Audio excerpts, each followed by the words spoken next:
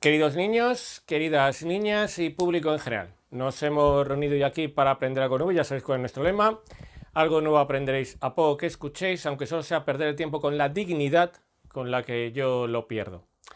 Bueno, en este afán nuestro por extender la filosofía, el conocimiento y la ilustración allende los mares y por todo el orbe terráqueo, vamos a continuar explicando a Platón.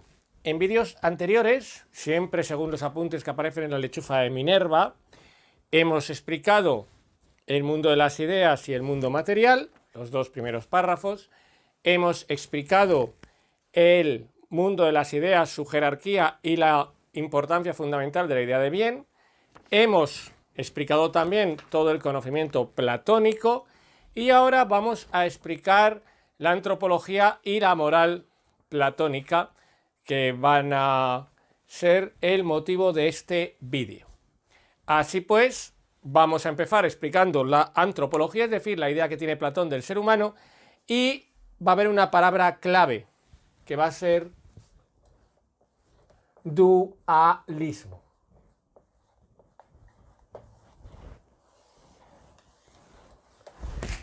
Como hemos visto, todo el pensamiento platónico, absolutamente todo, es un pensamiento dualista. Quiere decir que cree que existen dos realidades.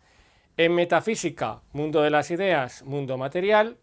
En el conocimiento, la episteme, que se corresponde al conocimiento del mundo de las ideas, la doxa, que se corresponde al conocimiento del mundo material.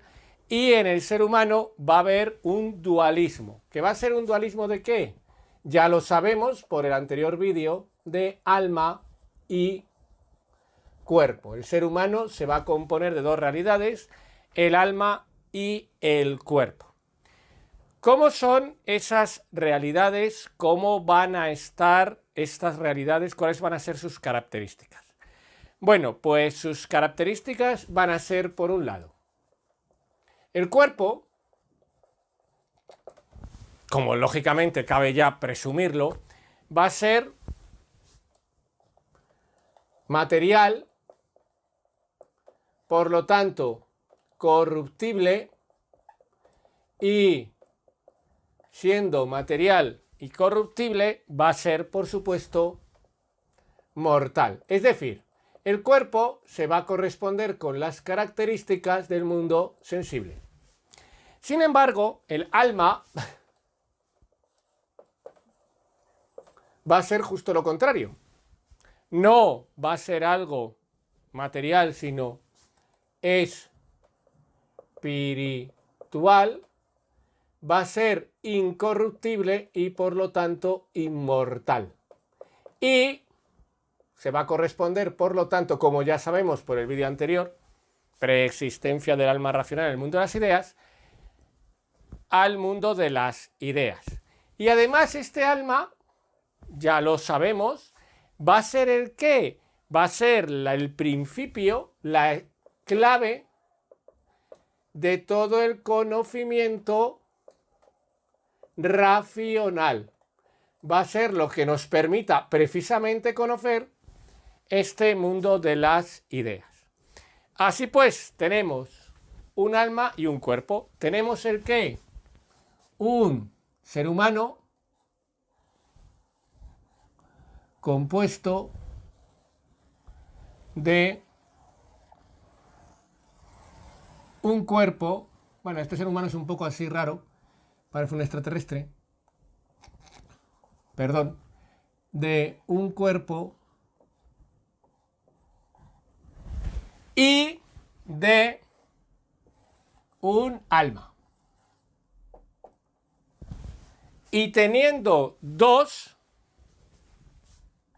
uno el cuerpo, dos el alma, va a ser un dualismo. Y claro, como estas características son muy distintas, mortal, inmortal, material, espiritual, racional, sensible, ¿qué es lo que va a haber siempre y permanentemente? Una lucha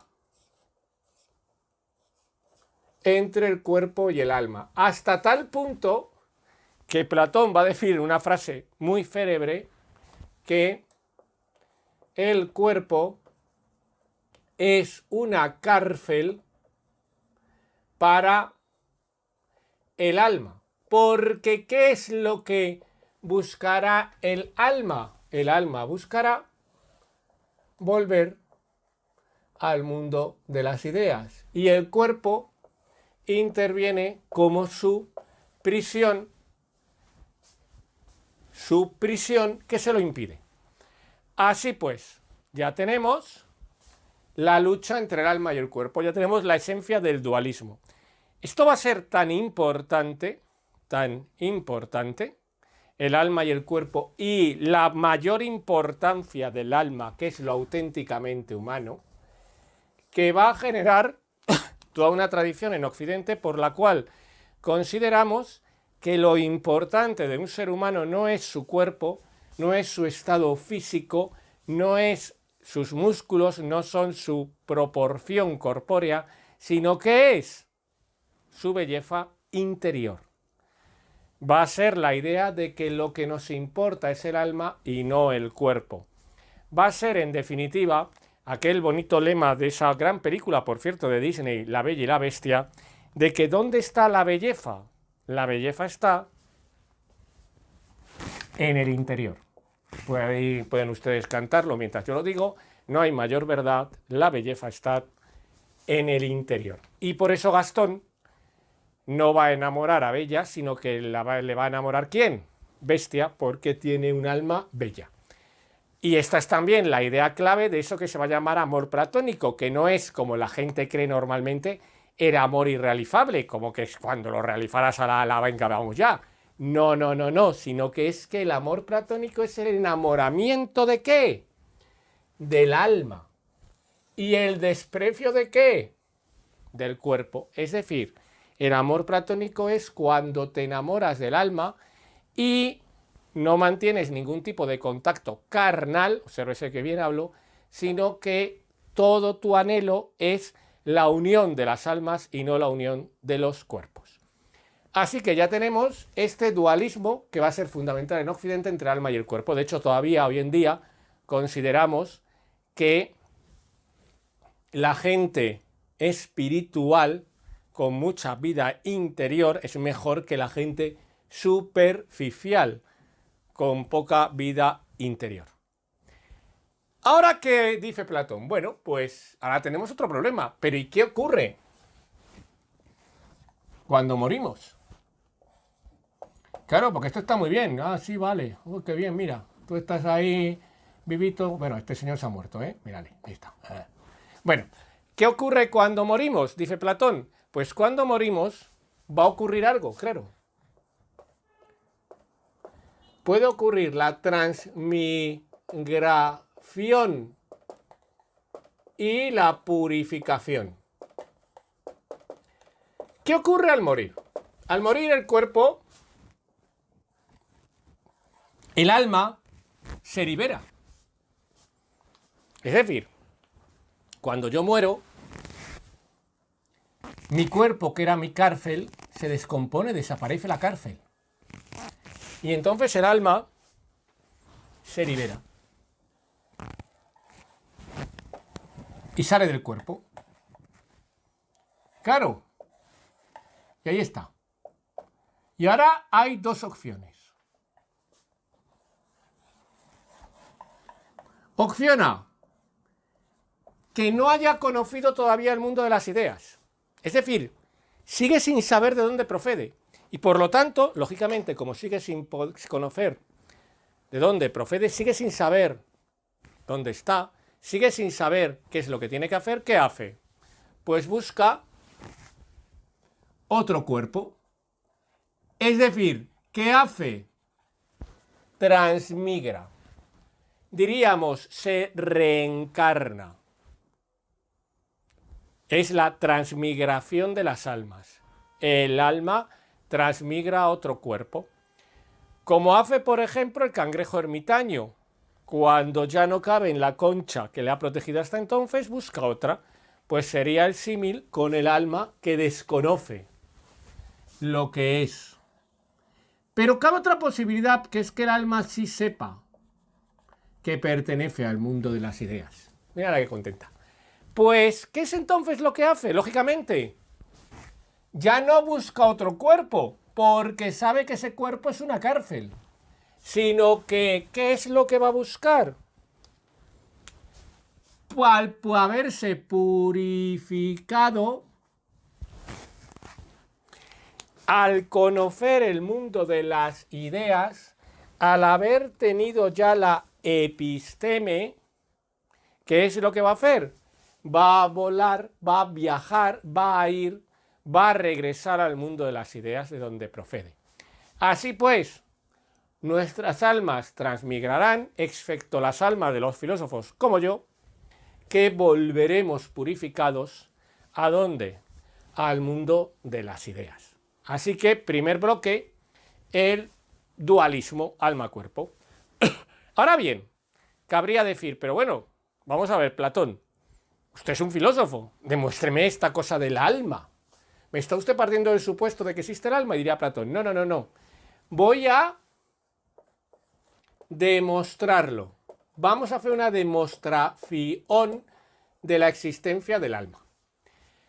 Platón tiene varias demostraciones de la existencia del alma, pero dos han sido las que fundamentalmente se han desarrollado más en la tradición posterior, han sido las más importantes en la tradición posterior. La primera de ellas va a ser la de la propia reminiscencia, que ahora vamos a ver en sí misma no es una demostración de la inmortalidad del alma, sino de otra cosa. Y la segunda va a ser la de la simplicidad. Pues vamos allá. Recordemos que era la reminiscencia, era que nuestra alma había preexistido, lo recordamos, en el mundo de las ideas. Ahí estaba nuestra alma. Había caído al cuerpo, mito del carro alado, y al caer había olvidado todo lo anterior. ¿Qué demostraría la reminiscencia? La reminiscencia demostraría que el alma que estaba en el mundo de las ideas existe, puede existir, sin ¿qué? Sin el cuerpo. Luego demostraría que el alma es subsistente. Es decir, puede existir alma y no cuerpo. Así que ya hemos demostrado que el alma puede existir sin necesidad de un cuerpo. Primer punto de la demostración. Pero esto no nos demuestra que el alma es inmortal. Nos demuestra que puede existir sin necesidad de un cuerpo, pero podría ser mortal. Y aquí es donde Platón plantea la idea de la simplicidad, que vamos a explicar muy rápidamente. ¿Cuál es el argumento de la simplicidad? Es el siguiente. El alma es simple. Y al ser simple, no puede corromperse. Por lo tanto, como no puede corromperse, siempre será inmortal. Y ustedes estarán preguntando, pues no hemos explicado nada. Vamos a contarlo con dibujitos que siempre ayudan. Vamos a imaginar que este círculo es el alma. El alma está compuesto de solo una cosa. Es simple. Materia espiritual simple. Solo un elemento simple.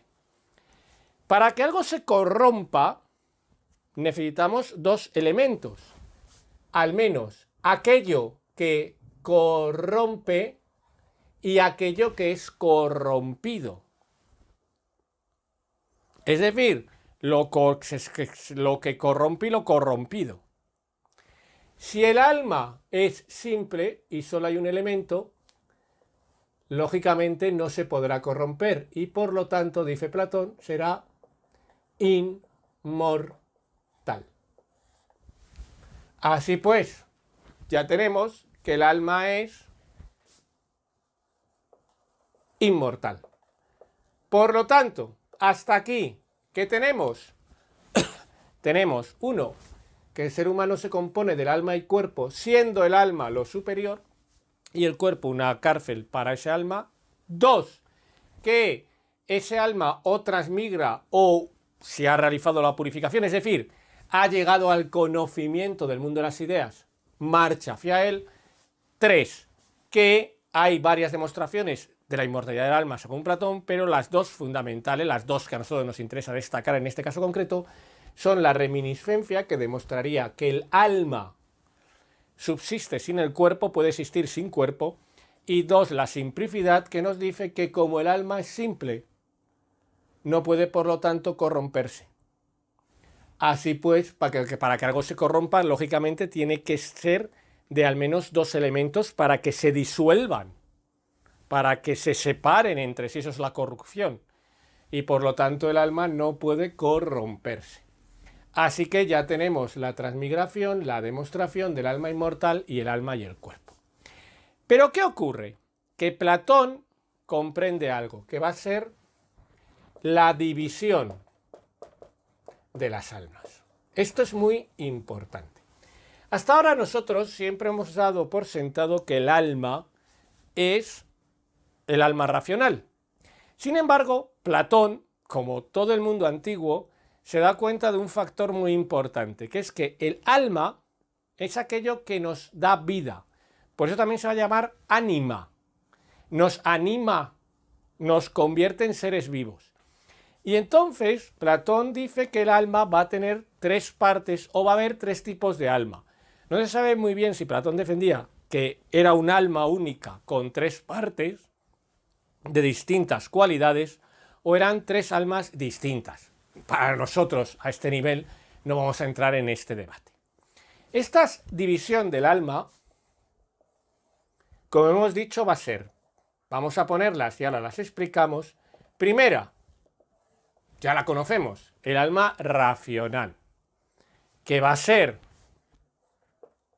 la esencial y propia del ser humano, porque nos da el conocimiento racional, va a ser la que debe gobernar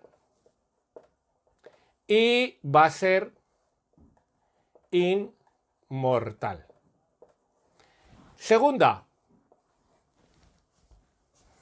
el alma irascible,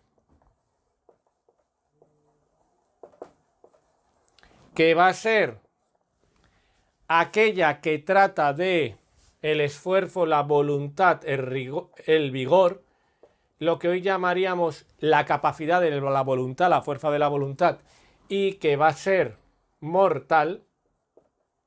Y tercero,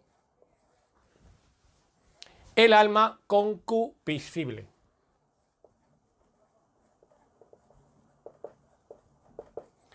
que va a ser ¿cuál? Aquella que guarda relación con los apetitos sensuales, los sensuales, ahora vamos a explicar bien esto, y que a su vez va a ser mortal. Vamos allá. ¿Qué es lo que plantea Platón? Lo que plantea Platón es lo siguiente.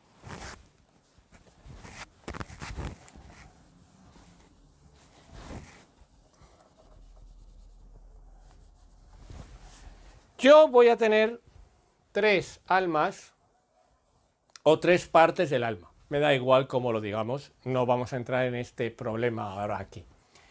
Esas tres partes del alma van a ser la racional, la irascible y la concupiscible, que además Platón sitúa en determinadas zonas del cuerpo. Esto es algo, no es una cosa fundamental, pero es algo interesante de explicar porque Platón las va a situar en determinadas zonas del cuerpo. En primer lugar tenemos el alma racional, que Platón sitúa en el cerebro. Esto es muy interesante porque Platón es uno de los pocos griegos que cree que el cerebro es el órgano fundamental del pensamiento humano. En la mentalidad griega clásica característica, por ejemplo en Aristóteles, va a ser el corazón el órgano fundamental del ser humano, el órgano fundamental del pensamiento humano. Alguien podría estar pensando que entonces los griegos eran tontos, que es lo que pasaba, cómo podían pensar que era el corazón. Pero si nos paramos a pensarlo, veremos que era una conclusión dentro de lo que cabe bastante lógica. Cuando nuestro estado de ánimo se altera nuestra frecuencia cardíaca. Con lo cual los griegos llegaron a la conclusión de que era el corazón el que hacía que se alterara nuestro estado de ánimo. Era la causa y no el efecto. Y por eso los griegos pensaban que el corazón era la característica propia del ser humano en cuanto al pensamiento. Platón, sin embargo, considera que es el cerebro y es allí, en la cabeza, donde sitúa el alma racional. ¿Qué es este alma racional? Es la esencial y propia del ser humano. ¿Por qué?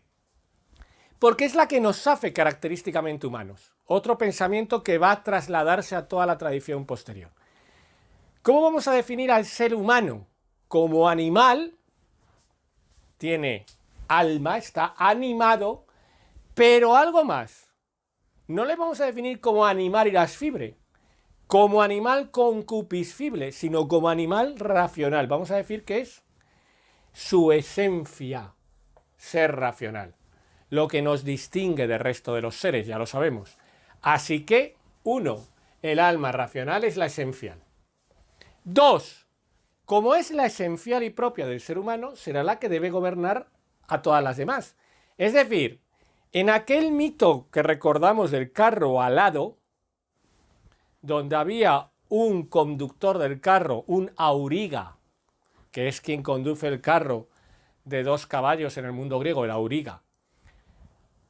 Un conductor de carro y 2 caballos, uno blanco y otro negro. El alma racional, ¿quién sería en esa representación metafórica? El auriga, el que debe gobernar las otras almas. Debemos guiarnos, ¿por qué? Siempre lo decimos, por la racionalidad. Debemos hacer mediar nuestras emociones a través de la racionalidad. Debemos mediar nuestros impulsos a través de la racionalidad. Tenemos que pararnos a pensar. Antes de contestar, cuenta hasta 10. ¿Qué hacemos? Nuestra alma racional debe gobernar. Y es esta alma la que es inmortal. Porque pertenece ¿a dónde? Al mundo racional. ¿Cuál era el mundo racional? El mundo de las ideas. Luego, por lo tanto, ya tenemos las 3 características básicas de ese alma racional. Aquí está, el alma racional. ¿Cuál es la siguiente? El alma irascible, que Platón situaba en el pecho. ¿Qué quiere decir que la situaba en el pecho? Que lo que era una metáfora venía a decir que el alma irascible estaba en la nobleza del corazón. Todavía hoy tenemos esa expresión, ¿no? Es de corazón noble. Lógicamente no hay corazones nobles e innobles, el corazón no es más que un órgano anatómico, pero mantenemos esa idea de tener buen corazón, tener mal corazón, tener el corazón noble, tener corazón innoble. Decir algo de corazón, es decir, es lo que guarda relación con la voluntad, con el esfuerzo, con el vigor. Sería la fuerza de voluntad. ¿Y qué ocurre? Que es mortal. ¿Por qué es mortal? Porque el vigor, el esfuerzo, la fuerza de voluntad es muy útil en el mundo sensible, ante la distracción permanente de los objetos falsos. Pero una vez que estuviéramos en el mundo de las ideas, que es el mundo perfecto, como conocemos por contemplación, recordemos la noesis, entonces, ¿qué ocurre? Que ese conocimiento ya no hace falta el esfuerzo o el vigor. Así pues, tendríamos que es mortal. Sería el caballo blanco del mito del carro alado. ¿Y cuál es la última? El alma concupiscible, que estaría ¿dónde? En el vientre. ¿Y qué hace relación a qué? A lo sensual. Ojo, cuando hablamos de sensual en filosofía, hablamos de todo aquello que tenga que ver con los sentidos. Es decir, no solamente de lo sexual, que es una parte, pero no es el todo, sino de todo aquello que tenga que ver con los sentidos. Por ejemplo, comer, beber, dormir, descansar. Es decir, es la parte sensual. ¿Y es también qué? Mortal, puesto que lógicamente los sentidos, una vez que nos purifiquemos y lleguemos al mundo de las ideas, no nos van a servir para nada. Luego, por lo tanto, sería absurdo que tengamos un alma dedicado a los sentidos. Así que ya tengo las 3 almas. Y, lógicamente, ¿quién debe gobernar? La racional es el auriga de los 2 caballos, el blanco y el negro. Debemos gobernarnos por la racional. Pero esto es muy importante. Tenemos las 3. Ningún ser humano tiene solo la racional. Platón no es tan tonto de pensar, tenga usted solo la racional. No, no, no, no. Platón se da cuenta de que vamos a imaginar a alguien con mucha alma racional y muy poca irascible. Que no tuviera alma irascible, que no fuera capaz de esforzarse. ¿Qué ocurriría? Que sería muy inteligente, pero no sabría nada. Vamos a poner un ejemplo que a todos nos compete, a todos hemos estado cerca de él. Ese alumno inteligentísimo que todos hemos tenido en clase, ya sea como alumno o como compañero, que hemos reconocido todos que era muy inteligente, que hemos reconocido todos que era una persona muy capaz y sin embargo nunca se sacó el título de la enseñanza secundaria obligatoria, por ejemplo, de la ESO. ¿Por qué? Porque le faltaba esa capacidad irascible. Ahora lo vamos a ver. Le faltaba el qué? Esa idea de poder hacerlo, de esforzarse. Así pues, o por ejemplo, alguien que tuviera mucha alma racional, pero olvidara los apetitos sensuales, olvidara de comer, de dormir. ¿Qué le ocurriría? Que acabaría fatal. Así que necesitamos el qué? Que el alma racional gobierne sobre las otras dos de una forma como, de una forma, ¿qué es lo que vamos a ver ahora? De una forma virtuosa. Es decir, buena. Y aquí es donde aparece la idea de virtud en Platón. ¿Qué es la virtud? La virtud va a ser para Platón el desarrollo del bien propio del ser humano. Claro, como es el desarrollo del bien propio, ¿de quién? Del ser humano. La virtud, por lo tanto, ¿cómo será? ¿Personal de cada uno o universal a todos los seres humanos? Pues será universal. Así que la virtud será universal, será para todos la misma. Pero, claro, hay tres almas, luego habrá tres virtudes, una por cada alma, que es lo que vamos a ver ahora. Cada una de las almas tendrá su virtud característica, tendrá su desarrollo bueno. ¿Cuál es el desarrollo bueno de el alma racional? Pues parece claro. Será la sabiduría o prudencia. Claro. ¿Qué es lo que debemos hacer? Si yo tengo un alma racional que me permite el conocimiento y es mi parte esencial, su buen desarrollo, ¿cuál será? Llegar a ser sabio, llegar a ser prudente. ¿Quién es el prudente? El que es capaz de comportarse siempre como debe hacerlo. Soy sabio, soy prudente, porque desarrollo mi capacidad racional. Cuando desarrollo mi capacidad irascible, ¿qué es lo que desarrollaré? La valentía. También parece lógico. Si la capacidad irascible es la fuerza de voluntad, el que tiene la fuerza de voluntad para imponerse sobre los elementos exteriores, ¿quién es? Es el valiente. Claro. Cuidado, no el temerario, no el que va de chulo por la vida, sino el que es capaz de ¿qué? De imponerse sobre los hechos exteriores. El que es capaz de estar tumbado en el sofá, no tener ganas de estudiar y hacer ¿qué? Ponerse a estudiar. Para los griegos, el mayor ejemplo de valentía, el héroe, digamos, para los griegos como valiente, era Aquiles. ¿Por qué? No porque fuera invulnerable. Sabemos la historia, Aquiles era invulnerable, excepto en el tema del talón, porque al bañarle en el río Estiges le hicieron invulnerable, pero le tuvieron que agarrar de algún sitio y le agarraron por el talón para que no se lo llevara la corriente y se ahogara el niño. Entonces, por eso Aquiles es invulnerable. Pero no es eso lo que llamaba la atención de los griegos como valiente Aquiles. Pues claro, eso es un chollo. Si soy invulnerable, pues voy a todas las guerras. Sino es porque cuando se plantea la guerra de Troya, a Aquiles se le aparece la diosa Tetis y le dice: Aquiles, ¿qué prefieres? Tienes dos opciones.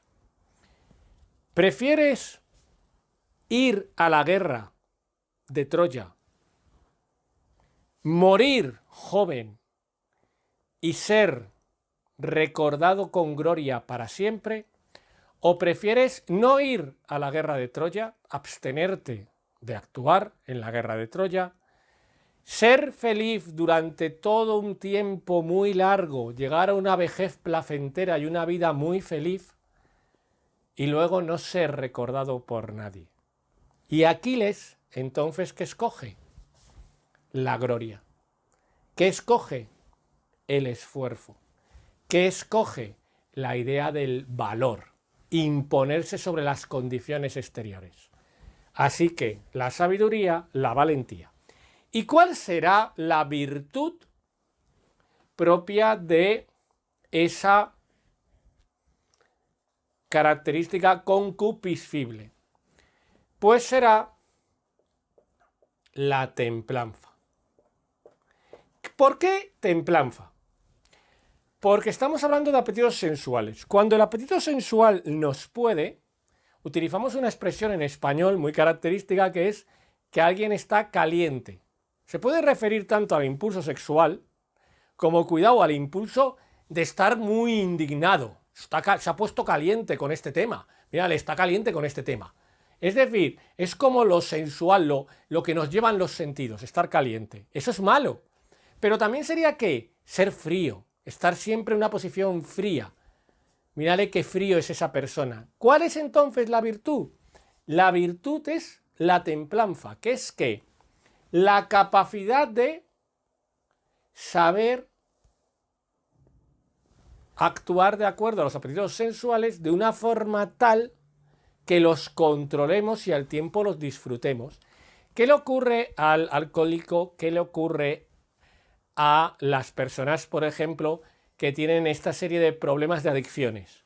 Que lo que era un apetito sensual disfrutable, vamos a imaginar tomarse un vino, vamos a imaginar tomarse una copa, se ha convertido en un proceso de autodestrucción.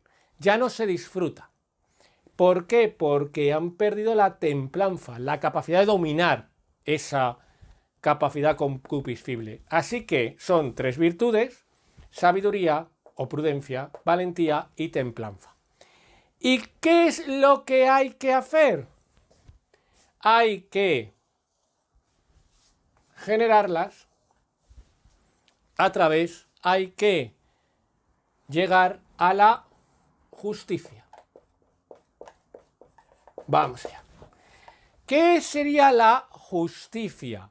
La justicia sería el desarrollo armonioso de las tres virtudes.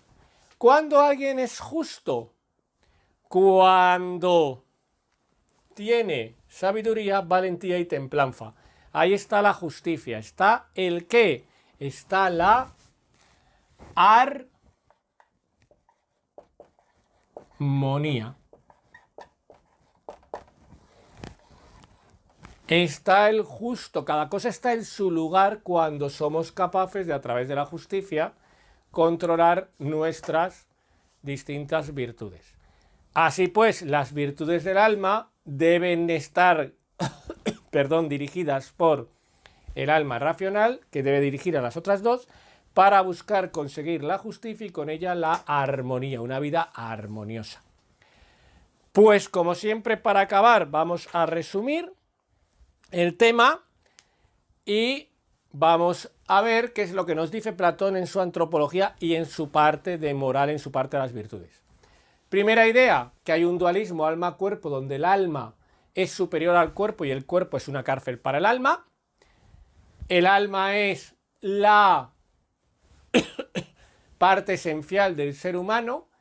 Segunda idea, que con la muerte se puede producir o bien la transmigración a otro cuerpo cuando el alma no ha sido capaz de conocer el mundo de las ideas todavía en vida, o bien la purificación cuando ese alma pertenece al filósofo y por lo tanto puede llegar a conseguir la vuelta al mundo de las ideas, que es de donde el alma procede. Recordemos, preexistencia del alma en el mundo de las ideas.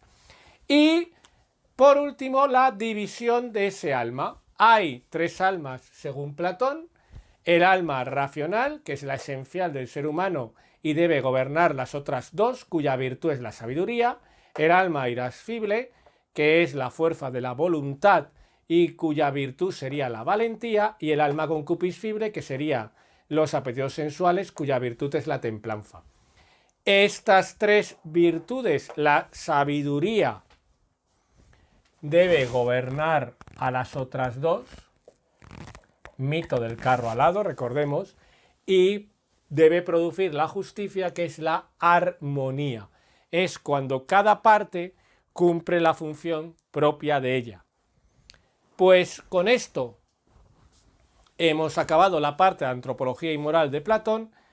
Recordamos que todas estas teorías tuvieron una enorme influencia en Occidente. Hoy en día seguimos, digamos, en cierta medida, defendiendo estas teorías donde lo que nos importa es lo espiritual, lo superior es el alma frente al cuerpo.